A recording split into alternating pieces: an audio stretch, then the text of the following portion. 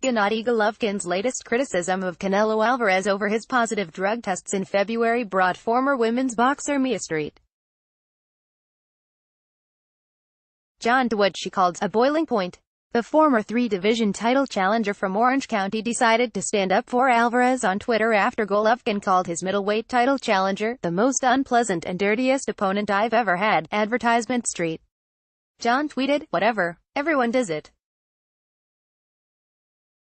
St. John's tweet ignited a firestorm of responses, with former cruiserweight world champion Tony Bellew of England writing, "Sorry to inform you, but not everyone does it, sweetie. Some of us former world champions actually believe in training insanely hard and having a fair fight.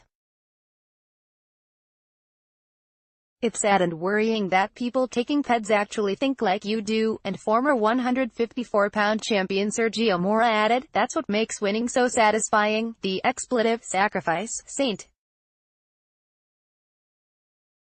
John, who was 4'9", 142 during a career that stretched from 1997 until 2016, told the Los Angeles Times in an extended telephone conversation Saturday that she used steroids including Winstrol, Decadurabolin and Anavar, along with banned masking agents and weight loss substances to prepare for an estimated 20 fights. "Obviously, I'm a Canelo fan, but I hate it when other fighters put down other fighters for something we all know is rampant in boxing," St. John, 51, told the Times. "I never once tested positive, and I've never told anyone this, but now that I'm retired I feel like it's okay.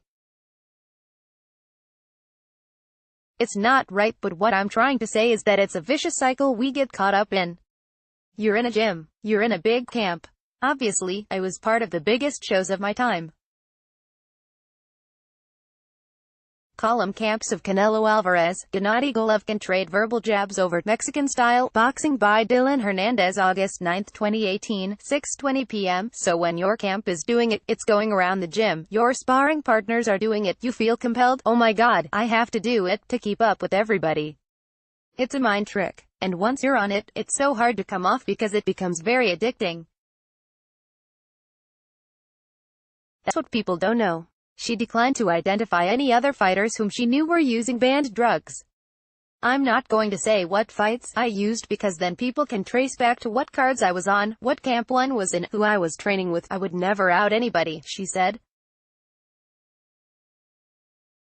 Her boxing career featured title losses to future UFC champion Holly Holm in 2005, current featherweight champion Yelena Marjanovic in 2006, and current unified welterweight champion Cecilia Brakas in 2013, as well as a 2012 victory over Christy Martin. She described her drug use as sporadic. "I would pick and choose which fights it was necessary. Some fights I won, some I lost." Alvarez's punching bag treatment on Twitter moved her to call out the sport. "I've wanted to say something so bad for so long. I was so ashamed I got stuck in that trap that I couldn't. Until now, until today." St. "It's so cathartic to say, here it is." Advertisement. Obviously, it's not every single fighter, but there were a lot. I saw so much of it in my career and I don't mind coming out with this now because it's a serious issue that our sport needs to address." Mia Street John celebrates after defeating Janae Romero Archuleta on December 18, 2004 at Staples Center. Robert Lauberg, Getty Images. "More than increasing punching power." Street John said she used steroids to maximize her hand and foot speed and recovery time during the cramped regimens of morning running, afternoon weight training and sparring. "There were certain fighters I knew were taking, they had been busted before, and I felt I had to start doing it too, because my life is on the line." St. John said, "We're all a little selfish and all want to save our own ass. Our mentality is, if someone's going down, it's going to be you, not me.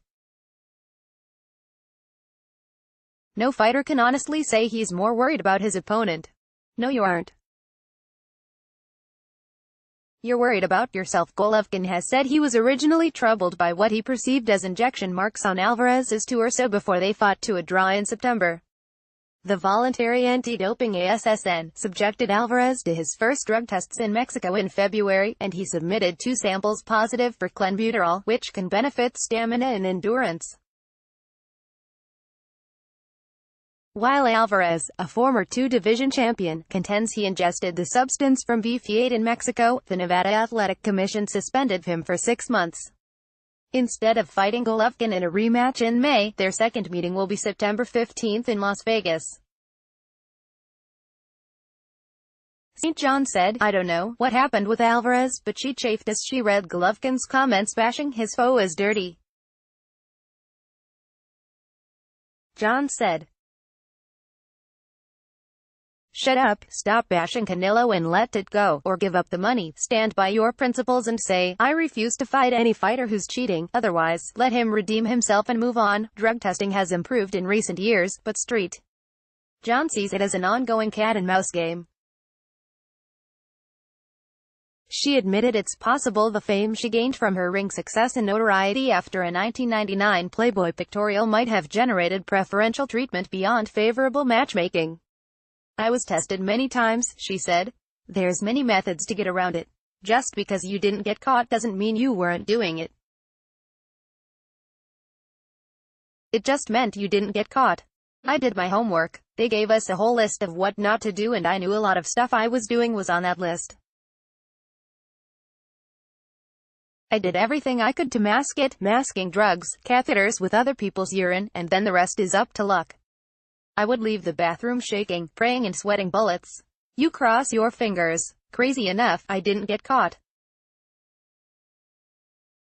Some girls did and I felt so awful and ashamed, like what a hypocrite. In many ways, yes, I was protected." St.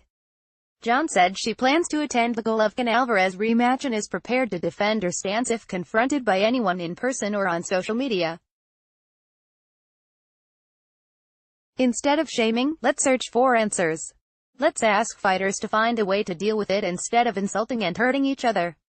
All that does is make people hide and stay quiet about it. Look at me," she said.